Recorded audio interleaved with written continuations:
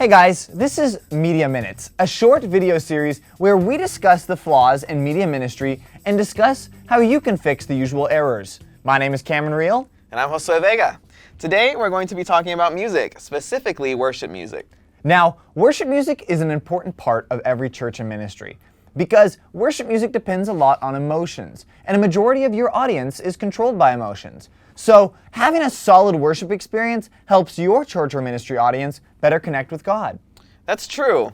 Having distracting visuals, bad sound quality, or improper lighting can cause your audience to become distracted, which in turn disconnects them from connecting with God. Basically, you want to minimize distractions and use music to effectively minister to your audience. The first thing we're going to talk about is audio for your audience. Having good audio for your audience ultimately helps minimize distractions. Make sure you're using the best microphones and sound equipment you can, or at least the best equipment available to you. You can find easy, simple videos that can help you choose which microphone works best for your church and the type of music ministry you're looking to reflect. On top of equipment, you'll want to make sure that your sound or tech team is making sure it's mixed properly. There are really lots of easy tutorials that you can find online on how to mix audio for speakers and music. We're not here to tell you exactly how to mix your music. We're just here to point you in the right direction. That's a good point. Along that, having a separate audio mixer just for the music is really important. Think about music like a puzzle. Each element of your worship band is a piece. In order for all the pieces to connect together in just the right way to show you a grand picture, you need someone working specifically on that. And once all the pieces have been put in their correct places, it creates a full picture, or an undistracting worship experience.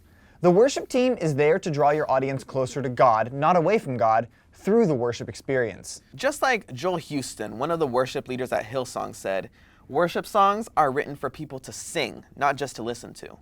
While we're on the topic of Hillsong, let's look at Hillsong Worship. Now, Hillsong is a megachurch located in Australia. They have over 150,000 members located in 23 countries around the world. You've probably heard of some of their worship groups such as Hillsong United, Hillsong Worship, and Hillsong Young and Free. Now, Hillsong Worship alone has over 3.7 million online listeners monthly. They're a mega church, obviously, but our viewers may ask, how does this apply to my church or my ministry? That's a good question, Josue.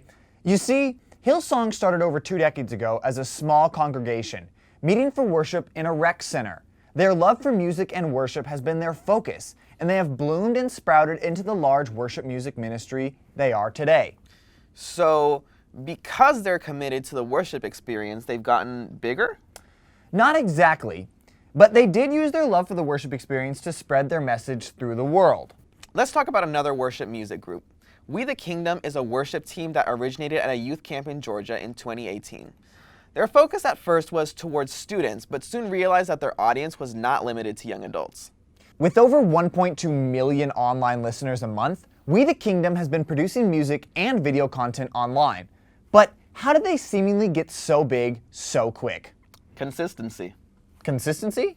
That's right, consistency. We the Kingdom is comprised of people who have been working for years behind the scenes in the worship music industry. Ed Cash, one of the members of We the Kingdom, was an award-winning songwriter and producer, steering records for artists like Chris Tomlin, Crowder, and Bethel Music, and co-writing timeless songs like How Great Is Our God, Amen Because He Lives, and All My Hope, among other hits. Although they weren't in the spotlight at first, We the Kingdom has an impressive history with the Christian music industry. This history has obviously helped them create and perform music that they know people will connect best with. This formula can work for your church ministry too. We the Kingdom didn't just appear out of nowhere, and they've been consistently working behind the scenes. This is a key element that a lot of ministries don't realize. Most of this work will happen off stage or behind the scenes. Now, it takes years to build and create a reputable organization, whether we're talking about music or not. Exactly. Let's take a look at another church-based ministry. Sure, like Bethel Music, which originated out of Bethel Church and has become more than just a praise group. On top of producing music, Bethel Music has been creating musical resources for other churches and ministries to use.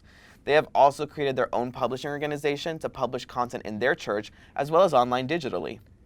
Bethel has minimized any third-party organizations to produce their own content and distribute their content online. This is an important aspect of creating content for your audience. Since the purpose of music within a church is to connect the audience with Christ, you as an organization want to make sure you're using the best method to give that connection to your audience. Exactly. Distributing your own music or music-based content can start with your church simply starting a YouTube channel and publishing awesome content online. It's free to publish and free for your audience to access. Well, that's all for today. Be sure to check out some of the resources we informed you of today in this video. Also, feel free to check out our other videos covering various topics to help your church or ministry. I'm Cameron Reel. And I'm Josue Vega. Till next time, keep praising.